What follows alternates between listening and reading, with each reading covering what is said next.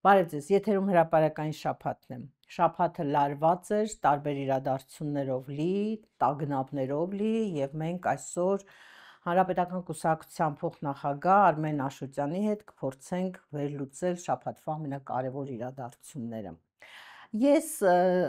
երկընտրանքի մեջ էի, թե որ թեմայից սկսեմ այսօրվա խոսակցությունը, որովհետև այնքան շատ էին իրադարձությունները եւ այնքան աղմկոտ ու ցավալի բաներ տեղի ունեցան շաբաթվա ընթացքում, որ ընտրությունը շատ մեծ էր, բայց մտածեցի, որ քանի որ դուք շատ ավելի հակված եք արևմուտքի հետ, հարաբերություններ եք պահում, երբեմն մեկնում եք արտերկիր, հետևում եք միջազգային իրադարձությունների ընթացքին, այդ առումով գուցե արժե որ մեր խոսակցությունը սկսենք Եվրանեստի այդ միջոցառումից, որը Երևանում տեղի ունեցավ ազգային ժողովում, եւ մասնավորապես հետաքրքիր է, որ վերջապես եվրոպական մի քանի գործիչներ Հայաստանում խոսեցին այն մասին, որ Հայաստանը ինչ-որ կարմիր գծեր է խախտել եւ մարդիկ արձանագրեցին դա։ Գիտեք, ես մտածում եմ, ասում եմ, գուցե ավարտվել է այդ համբերության, այդ ժամկետը, որը տրված էր, այդ քարտ բլանշի ժամկետը, որը տրված էր Նիկոլ Փաշինյանին, որպեսզի ինքը նաև քաղաքական ինչ-որ խնդիրներ լուծի, տարածաշրջանային հարցեր լուծի, Ռուսաստանի հետ կապված հարաբերությունները կարգավորի, գուցե եւ արդեն Եվրոպան ասում է վերջ, քո ժամանակը սպառվում է, պարոն Փաշինյան, դու արդեն անցել ես շատ կարմիր գծեր եւ մենք այլևս պատրաստ չենք քեզ թույլ տալու, որպեսզի դու մարդու իրավունքների, ժողովրդավարության հարցերում այդպիսի հետ նահանջ ապահովես, ինչպես հիմա Հայաստանում ամեն քայլափոխի մենք տեսնում ենք։ Կա այդպիսի զգացողություն։ Շնորհակալ եմ հրավերի համար, ուրախ եմ հյուրընկալվել ձեր տաղավարում։ Դուք ձեր հարցը սկսեցիք հիմնավորելով իմ արևմտյան ինստիտուտների հետ եղած կապերով, ասեմ, որ որպես փոխնախագահ արտաքին կապերի ամբողջական բլոկը պատասխանատվության տակ է, ուստի դա ոչ միայն եվրոպական եւ արևմտյան ինստիտուտներն են, այլ նաեւ այն բոլոր գործընկերները, որոնց հետ մենք աշխատում ենք։ Ես կուզենայի կիսել ձեր լավատեսությունը։ Այդ հարցի մեջ հույս կա,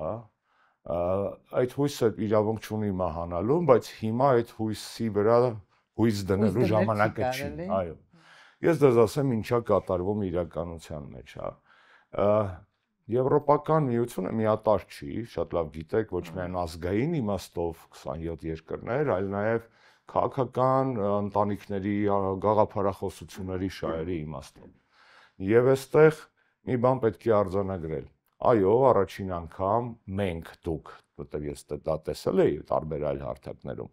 դուք հայ հանրությունը առաջին անգամ հրապարակավ տեսաք, որ կան եվրոպացիներ, որոնք կույս չեն, խուլ չեն եւ համր չեն։ Շատ զարմանալի էր, չէ՞ ձեզ համար։ Ցավոք սրտի դա քաղաքական գիծ չի, դա քաղաքականություն չի։ Բացառություններ են այսպես ասած։ Դա ավելի շատ գիտեք, մարդիկ տարբեր են, չեն ուզում իրենց համբավը մատաղ անեն Նիկոլի կամ ինչ-որ մեկի գեոպոլիտիկ խաղերի համար։ Կան եվրոպադգամավորներ բոլոր քաղաքական ընտանիքներում, այդ թվում մեր ԵԺԿ-ում, որոնք թասիբ ունեն, ապրած ունեն, վաղը մյուս օր էլի կարիերայի խնդիր ունեն, չեն ուզում այդ տենց ափաշկյարը խափեն, չեն ուզում ծածկադմփոց անեն։ Ցավոք սրտի եվրոպական իստեբլիշմենտում են էլիտար, այսպես ասած, կառավարիչների, այո, այդտեղ այլ տրամադրվածություն է։ Իրենց համար Հայաստանը նոր Վրաստան է։ Տեսեք, այս տարածաշրջանում իրանք ունեն սիրած երեխա 2004-5 թվերից դա Վրաստանն էր, այդ երեխուն գուրգուրում էին, մնացածը խորթ էին։ Հիմա այդ երեխեն, որ տենց մեծացել է եւ ինքնուրույնություն է դրսևորում, այդ եվրոպական, այսպես ասած, տարեց պապին եւ տատին, այդ թորանը էլ չեն սիրում, հակառակը քֆրտում են եւ նոր սիրած բան են գտե, թոր են գտե։ Եվ այդ թորը տես փափուկ է հնչում, տես սիրուն է հնչում իմ զուգահեռը, բայց տակը իրականում բաներ է, տես շահա, քաղաքականություն է, ոչ մի սեր չկա, այդտեղ սեր չկա։ Պարզապես մեզ այս տարածաշրջանում նոր խաղալիք են ընտրել Հայաստանը։ Նիկոլ Փաշինյանի այս վերջին տարվա խաղալիք ասենք թե գործիք ասենք, գործիք։ Տեսեք, գործիք, բայց ավելի շատ խաղալիք ենք մենք, որովհետև խաղալիք ենք ուրիշների ձեռքերում, մեզանով խաղում են, այո, գործիք ֆունկցիոնալ իմաստով։ Հիմա նաև օգտագործում են փափուկ խաղալիք այդ բառները ասում Նիկոլի մասին։ Եվ այս գեոպոլիտիկ անցուդարձի մեջ Եվրոպական միության պաշտոնական տեսակետները Հայաստանում տեղի ունեցող խայտառակությունների վերաբերյալ այդպես էլ արձանագրված չեն որևէ տեղ։ Տեսեք, դուք ասացիք դեպուտատներ խոսեցին, այո, բայց դեպուտատները քիչ է որ խոսեն, դա պետք է նաև թղթում, բարաթում արձանագրվեր։ Ընդունվեց զեկույց, քաղաքական զեկույց Եվրոնեստում, որտեղ կար անդրադարձ Վրաստանում ժողովրդավարական հետընթացի, դե Բելարուսը միշտ է ստոպկելու ուղղությունը եվրոպական քաղաքական։ Ադրբեջանի մասով կային ձևակերպումներ,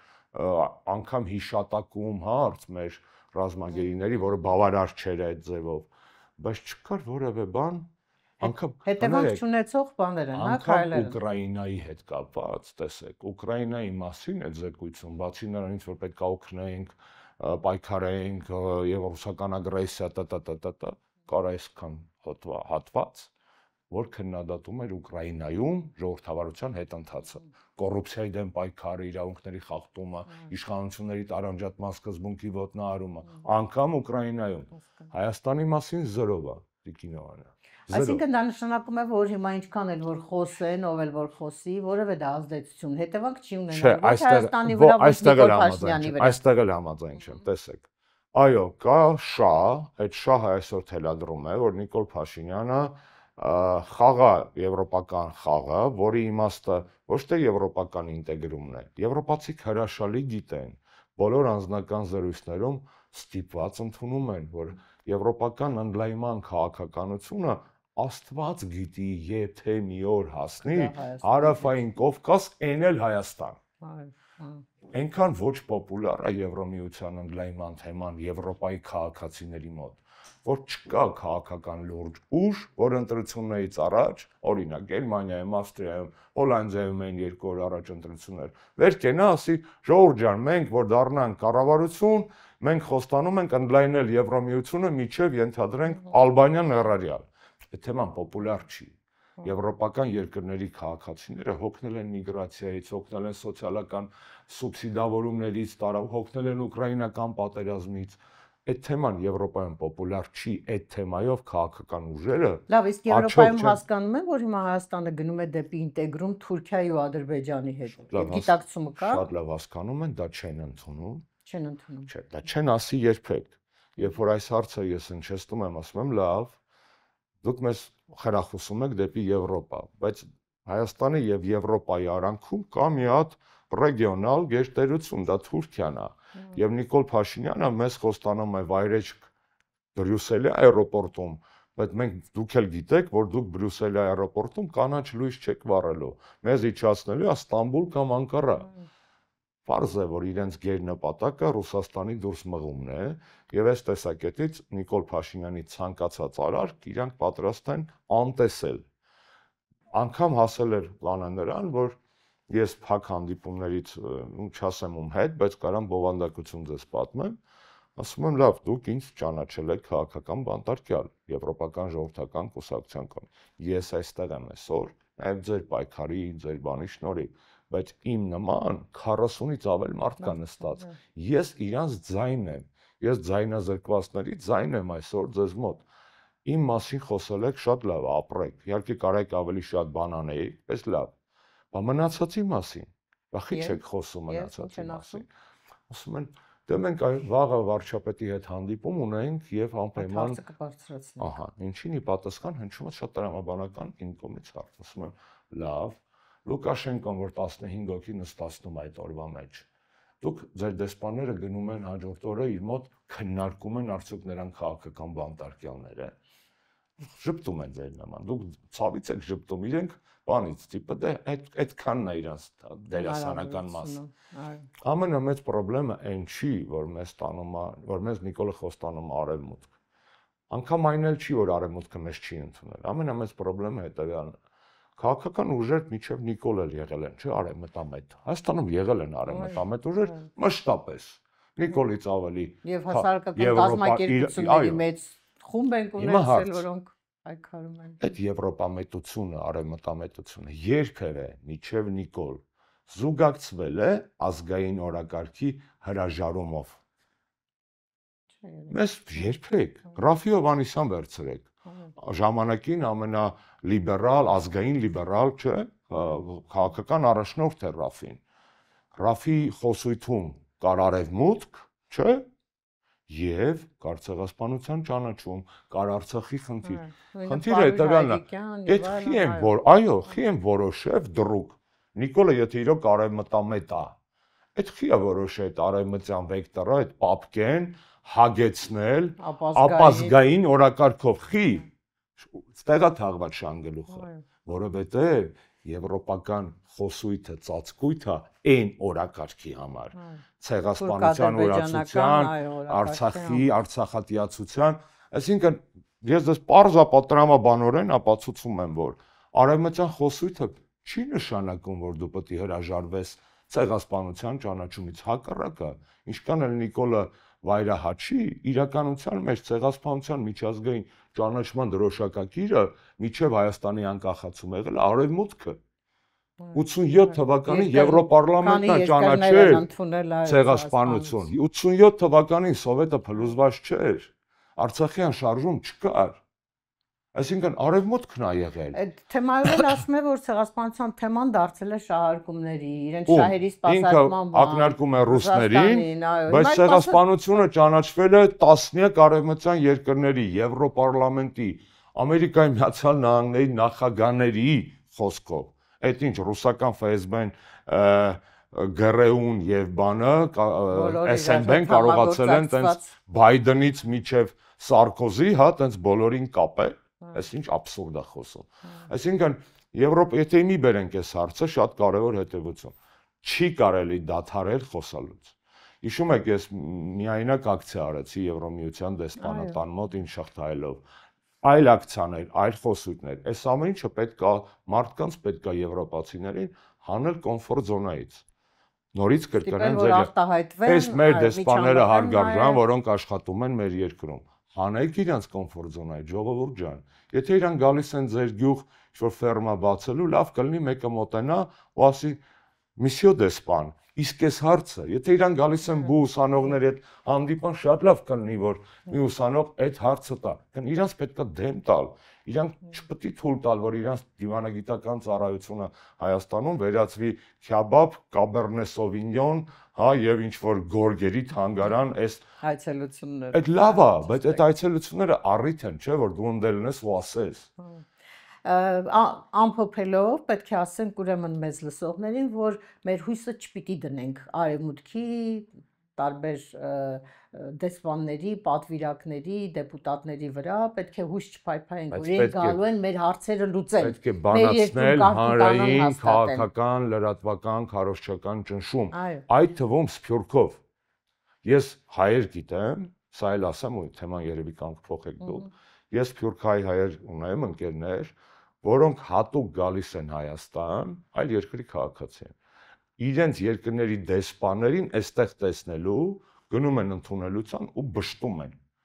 Ասում են խեստ լռում, այս հարցը խեստ լռ է։ Ֆրանսիայի քաղաքացի է, վերցրել է հանդիպում Ֆրանսիայի դեսպանատանը ու գնացել է այդ հարցերը տվել է։ Իմ ասածը հետևյալն է. հույս չենք դնում, բայց չենք էլ թողում, որ իրանք տենց զակայվ մեր երկրում գնան գան այդ պիկետը, որ արեցին երիտասարդները։ Տեսեք ինչքան էին նեղվեք ՀՊ-ական ուսապարկերը, որ այդ երեկո տո են մի քարտուղարը խոսեց, տո են ֆրակցիայի ղեկավարը լայվով խոսեց։ Այսինքն իրանք մանթու էին, մանտրաշ են, որովհետև եթե նկատեցիք այդ ելույթ ունեցած պատվիրակների հետ սկսեցին առանձին հանդիպել, երևի համոզել, որ այդպես չի, դուք սխալվում եք եւ այլ եւ այլ։ Ոչինչ, պետք է շարունակել աշխատել, Սփյուռքը ունի անելիք, յուրաքանչյուր քաղաքացի ունի անելիք, հարգարժան դեսպան Մարագոսը, որ տենց ակտիվ է լրատվական դաշտում, բնականաբար միայն յուրայինների բաներով կամ յուրային հարցերի է պատասխանում, լուրջ հարցերի չի պատասխանում։ Կարելի է երիտասարդների հետ հանդիպման ժամանակ մեկը հեռախոսն ասի եւ մոտանա այդ հարցերը տա։ Շատ լավ, ամեն դեպքում պիտի արձանագրենք, որ հիմա Հայաստանում ժողովրդավարության ճգնաժամ է, կարելի այդպես ասել, որովհետև մենք տեսնում ենք, որ Գյումրիում սկսեցին կալանավորումներ եւ չբավարարվեցին միայն քաղաքապետին կալանավորելով, ավականու անդամներ, անգամ ավականու ցուցակի պոտենցիալ անդամներ, որոնք կարող են մտնել ավականի, այսինքն այս իշխանությունը բացահայտ, անթաքույց, առանց այլևայլությունների փորձում է խեղաթյուրել եւ ընտրությունների արդյունքները, եւ ժողովրդավարությունից նահանջ, եւ մարդկանց նկատմամբ քաղաքական անթաքույց հետապնդումներ։ Մարդը մի քանի նախադասության համար 5-6 ամիս կալանավորված է։ Դրանից ավելի խայտառակ փաստ չի կարող լինել, չէ՞, ըստ էության։ Մենք այս շաբաթվա ընթացքում նաև տեսանք, որ ձեր կուսակցության անդամ Մասի քաղաքապետին, բավականին հարգված, սիրված քաղաքապետ, որը բավականին լավ աշխատել է, ուրեմն 18 թվականին ինչ որ մի մեղադրանք է առաջադրվել, 6-7 տարի դատական հեռանկար չի ունեցել, հանկարծ մեկ էլ վերցրել են, հիշել են նորից թարմացրել են, դատավճիռը կայացրել են, ընդ որում դատավորը այնքան անպարկեշտ է գտնվել, որ թույլ չի տվել, որ բողոքարկվի, ժամկետ չի տվել, միանգամից կալանավորման որոշում է կայացրել եւ դատավճիռն էլ կայացրել է ուրեմն 7 առավելագույնից 6 տարի 3 ամիս, որպեսզի այդ մարդը անմիջապես հայտնվի բանտում։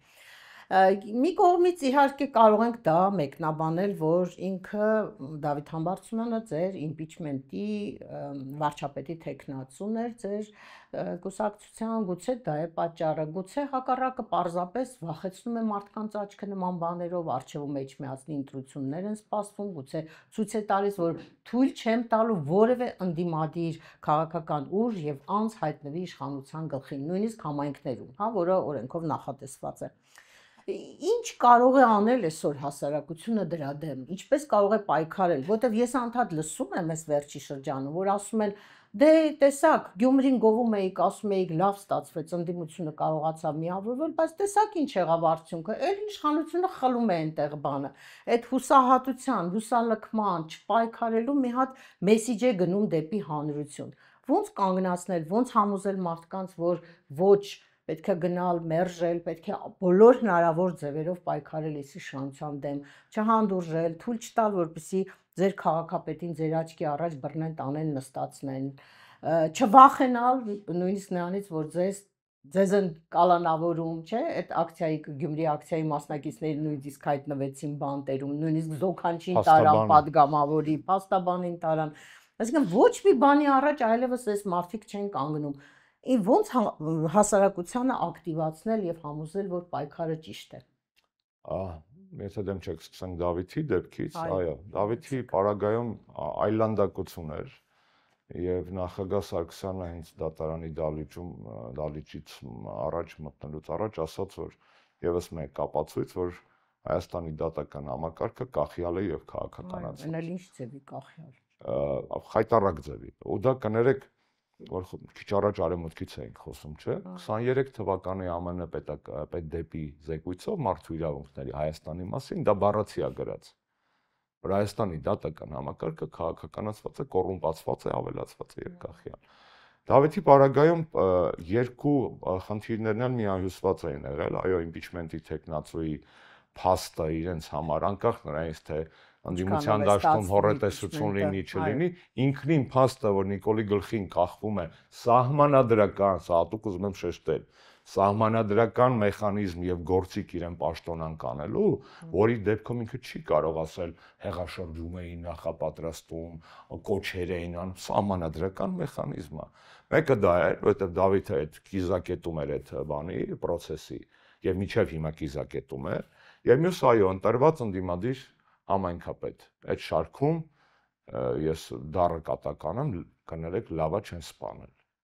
Դա կատակ չի, դա Վալոդիա Գրիգորյանի դեպքը մեր աչքի առաջ է, այո։ Աստված հոգին լուսավորի։ Եվ այս պարագայում անգամ հին Հռոմում ստրուկները ապստամբում էին։ Հին Հռոմի պատմությունը ազատ ոչ միայն նվաճումների պատմություն է, այլ նաև նվաճած ժողովուրդների ազատության համար կռվի պատմություն է։ Իսկ ստրուկների ապստամբության օրինակը բերեցի, որ ապացուցեմ, որ որևէ բռնաճնշում, որևէ ռեժիմ երբեք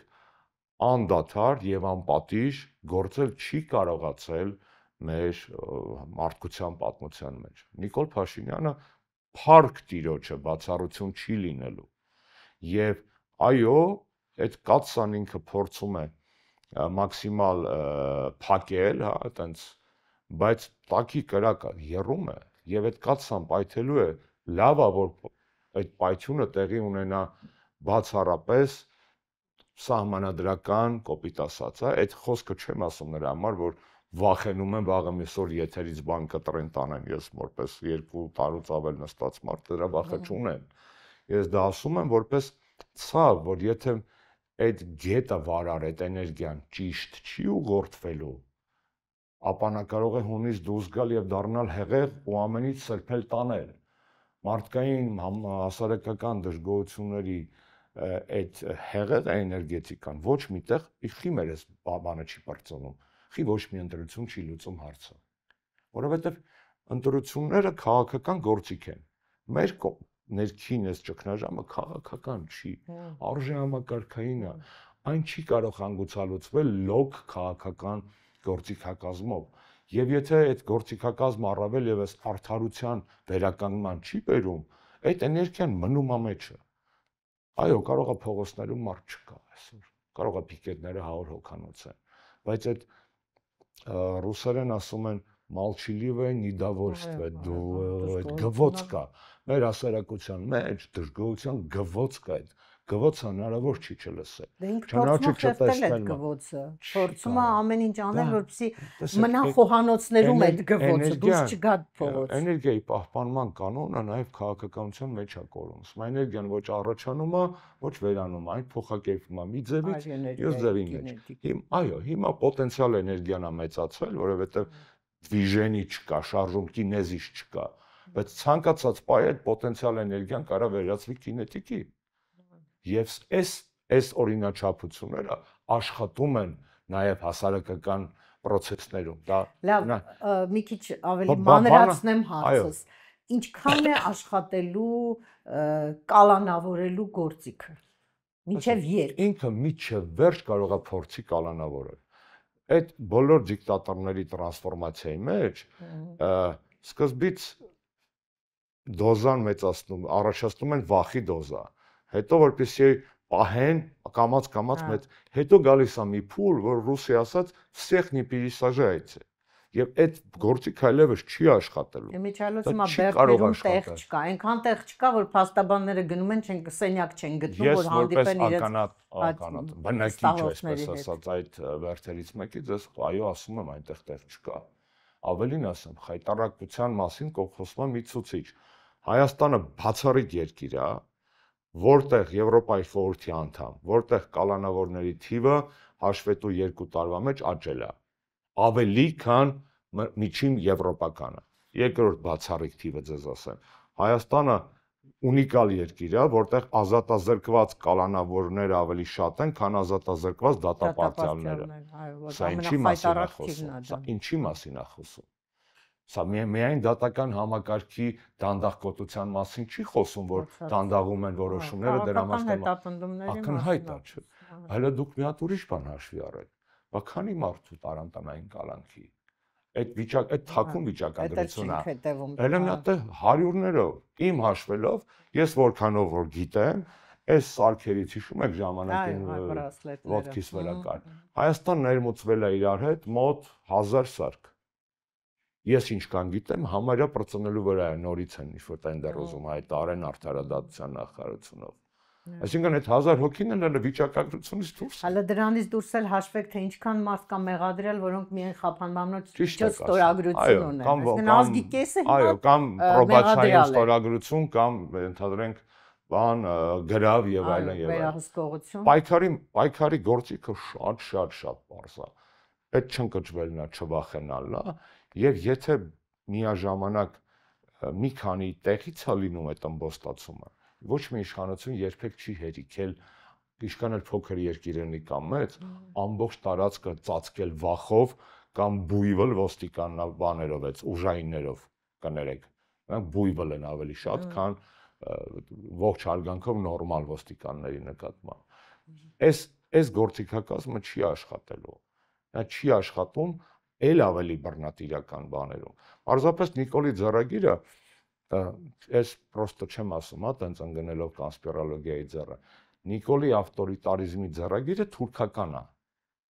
Ինչ արում է։ Էրդողան ավտորիտար կառավարիչ է, բոլորը գիտեն։ Ալիևն էլ ավտորիտար, Լուկաշենկոն էլ ավտորիտար։ Այո,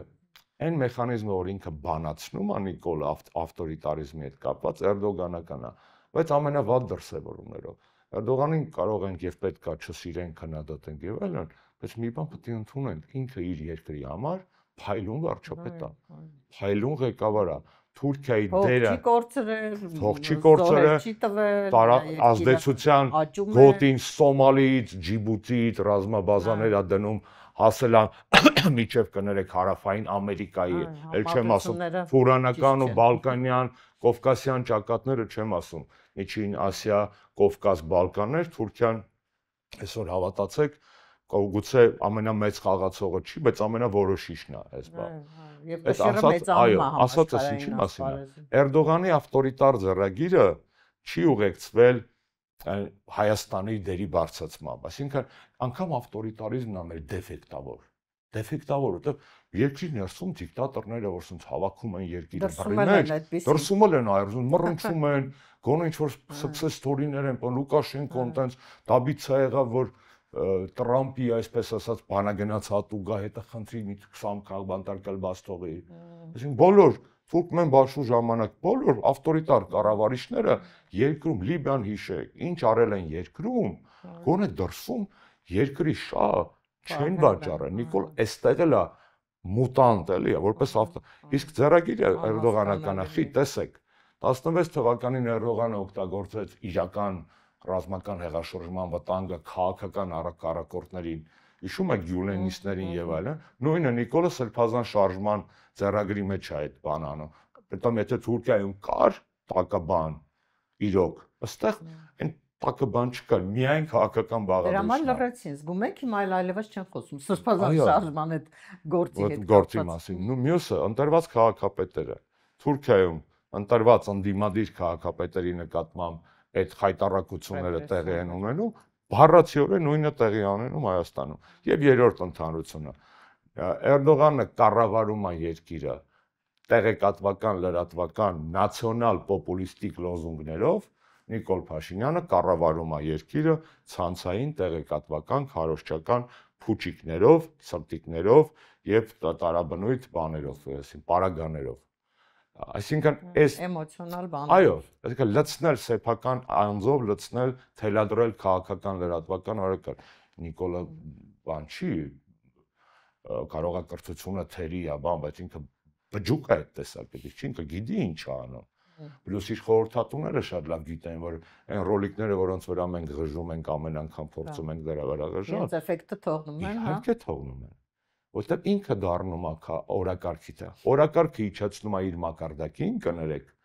այդ բաների տարաբնույթ կոմբինացիաների 3 մատանոց։ Ու այդտեղ ինքը վարպետ է։ Ես փորձեցի, ես չեմ կարող։ Ես ճիշտ ասած մի քիչ ուրիշ բացատրություն ունեմ, ինձ թվում է, որ ինքը հիմա արդեն մեխանիզմները այնքան ինքնուրույն աշխատում են արդեն, այդ պատժիչ մեխանիզմները, ինքը էլ կարիք չունի, որ հա, ասենց բան լինի էլ, իսկ խիստ ներկայանա, հիմա փորձում է սիրո, ջերմության, քծնելու այդ հողի վրա է փորձում Յոսեֆ Վիսարյոնովիչ очень любил детей, այդտենց Այո, այդ ամենը կա։ Բայց միևնույն ժամանակ նաև մենք արձանագրում ենք, որ մարդը սկսեց եկեղեցու դեմ արշավ, հետևողականորեն տարավ այդ արշավը, իջեցրեց այդ արշավը, հասցրեց մարդու անձնական կյանքի գաղտնիության ոչնչացման, տարբեր վարկաբեկիչ տեսահոլովակներ տեղադրելու, ստատուսներ գրելու մակարդակի եւ ի վերջո եկավ հասավ նրան, որ մի ֆեյք պատարագի գնաց ծնկաչոք կանգնեց մի հատ կարգալույց քահանայի առաջ, նրա ձեռքը համբուրեց, նրանից հաղորդություն ստացավ եւ անկախ նրանից որ բանով, տատույով, այո, տատույով, ունիվերսալ ԿՊ-ական է, պաշտպանության նախարարը, որ ավելի ցավալի էր, որ այնտեղ ներկա էր։ Դուք ինչ մաս, ինչ կարծիք, ինչ կապ ունի, ինչ պաշտոնի է։ Հա, դե չէ, բայց դե միևնույնն է, գոնե պետք է ինչ-որ մի բան պահեին, էլի, հիմա պաշտպանության նախարարի այնտեղ լինելը, դա չգիտեմ, կատաստրոֆա էր։ Ես օրինակ շատ ծանր ընկալեցի դա, հա, գոնե պետք է Պապիկյանը չլիներ այնտեղ, թե պետք է մայր մեղուն այդպիսին նա իր կներեք պարսից դուրս եկածները այդ են։ Բայց հիմա նայի, փաստորեն անցած շաբաթ կարող եք արձանագրեցինք, որ ձախողվեց, չստացվեց այդ հավաքը, չստացվեց, որովհետև գոնե մի 10,000 մարդ, եթե իշխանություն ես, այդքան ուժային լծակներ ունես, այդքան ադմինիստրացիաներ ունես, բոլոր համայնքապետերին, մասպետներին հանձնարարված էր մարդ հավաքել եւ չէին կարողացել ապահովել այդ քանակը, գոնե ենթադրվում է, որ ողջամտությունը կհերիքեր հրաժարվեր այդ նույն գործընթացը կրկնելուց։ Գոնե չէր գնա երկրորդ անգամ։ Հիմա այսօր նորից էլի հայտարարում է, ասում է ես ամեն շաբաթ գնալու եմ, աղոթելու եմ, վերջի բառերն է ասում վեհափառի հասցեին եւ շարունակում է իր այդ կեղծ fake արշավը, որը գոնե հանրության տեսանելի հատվածի կողմից մերժվել է։ Տեսեք, Նիկոլ Փաշինյանի բոլոր պրոյեկտները չեն, որ հաջողվել են այս ընթացքում։ Եվ այս ձեր ասած ընթացքը հենց դրա մասին է, որ այս պրոյեկտը նույնպես ձախողման շատ մոտ է։ Իհարկե առաջ չընկնենք, որտեղ ինքն իրանով ոչինչ չի ձախողում։ Որ ասում եմ ոչ բոլոր պրոյեկտները, բանը հիշեցի, ընտանեկան ոդքասթը։ 1, 2, 3, 4 ինչ որ գնացին մարդու կնիկ խոսացին, տեսան այնքան վատնա, այնքան անհետաքրքիր է, որ անգամ ընդդիմությունը շանտեղ չի դնում այդ հաղորդումները։ Եվ հանեցին, որովհետև օրակարգի վերակցվելը նորաձևներ դադարեցին։ Օրակարգի այդ կարող է վերադարձնել, այդ կարող է Քարոզ արշավից առաջ վերադարձնել Ռեմբրե, այդտեղ ես բան ունեմ, մտավախություն ունեմ։ Չէ, ամեն դեպքում պիտի ասենք, որ դա հանրային արձագանք չգտավ։ Հա, չգտավ։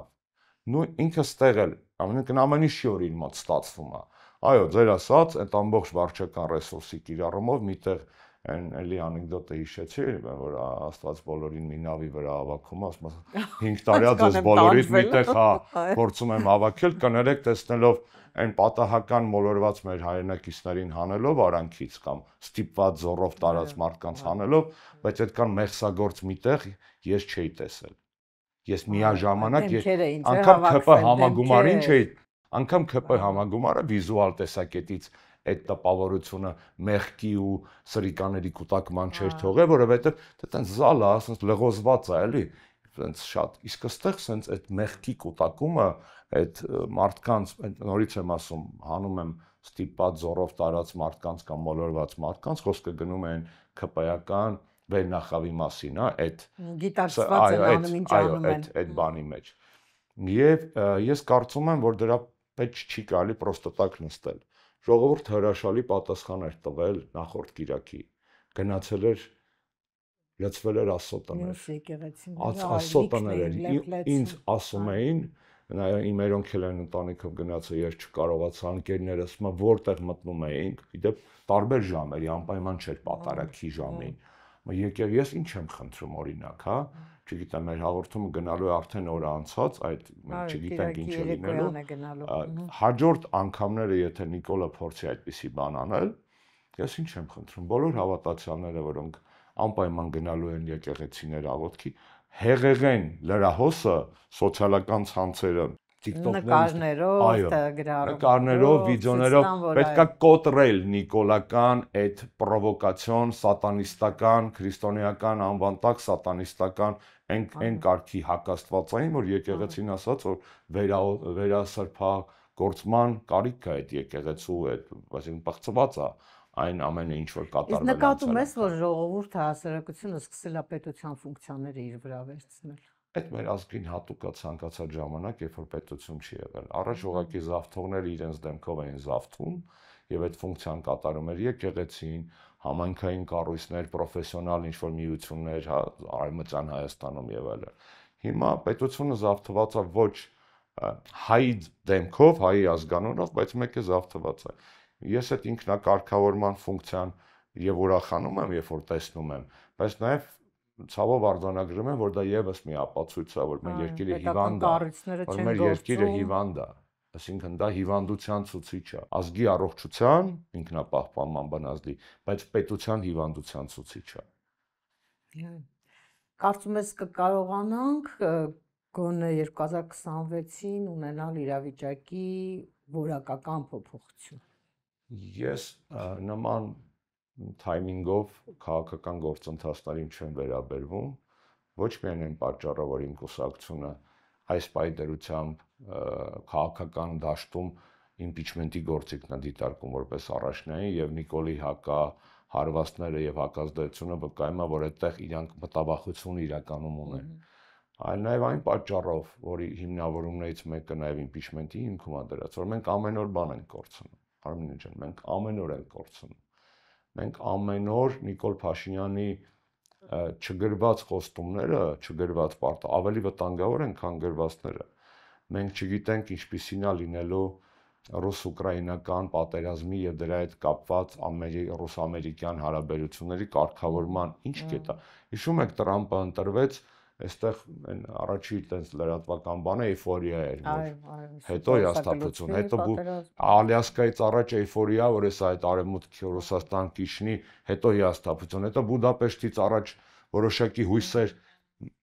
երբ որ ինձ հարցնում են ինչ կարծիք է ռուս-ուկրաինական պատերազմի մասին, ինչից շատ բան է կախված նաև գեոպոլիտիկ առումով նաև մեզ համար,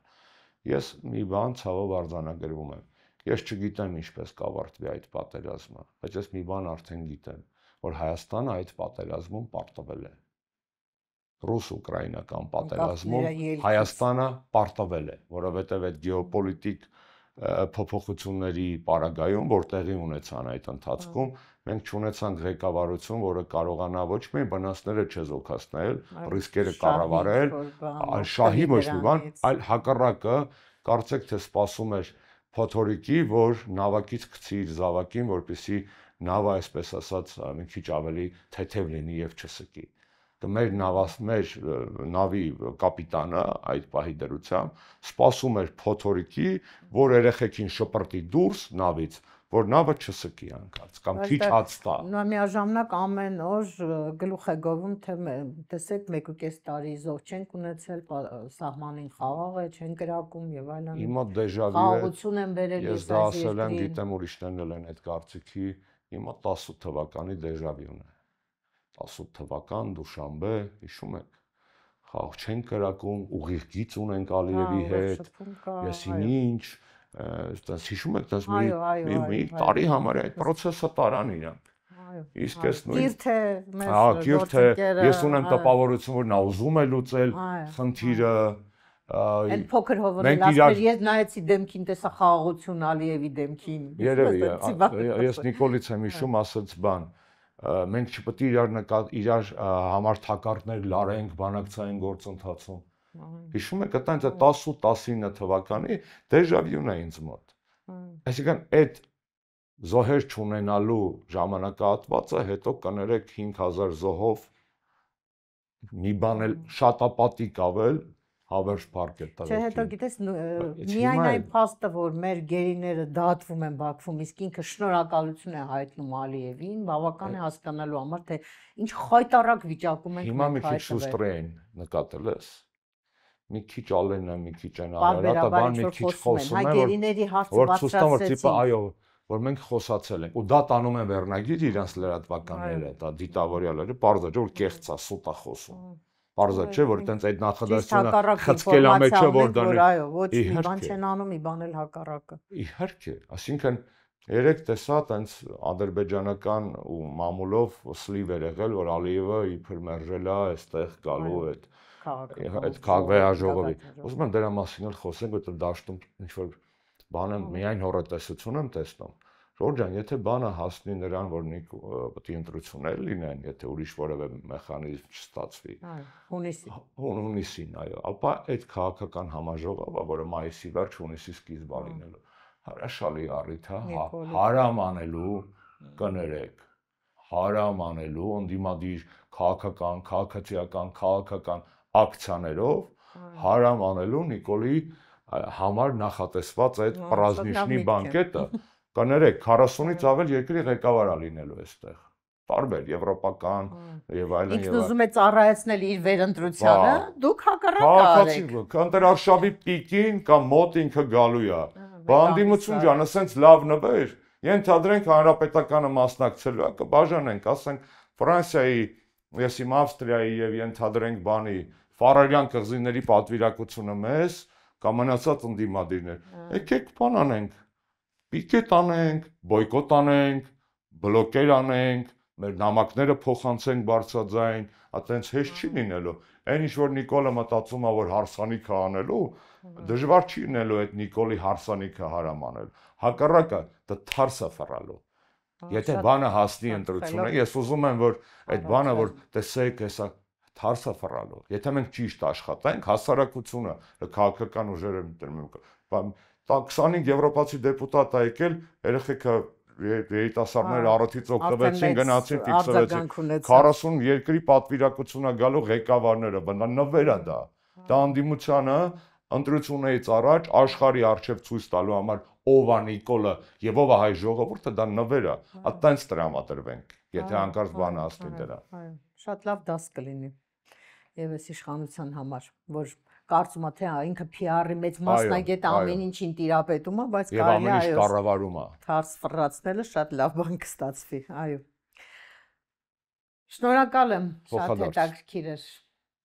Այսօր այսքանը, կհանդիպենք։